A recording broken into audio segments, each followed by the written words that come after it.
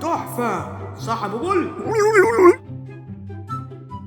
خلينا الأول نسمع النشيد الوطني من أخينا السيد درويش المختفي.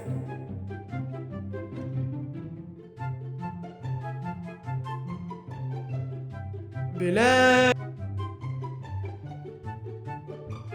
اسمعوني كويس، أنا والله ماشي بالبركة، ما أعرفش إيه اللي بيحصل ولا مين اللي بيخليه يحصل أو حتى إزاي بيحصل، بس أنا عارف إن أنتوا عارفين إني عارف هو فين بيحصل. هو بيحصل في النجيل اللي ورانا دي.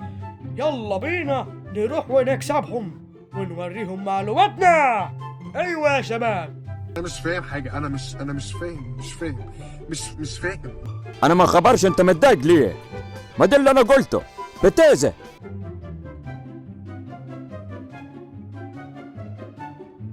وات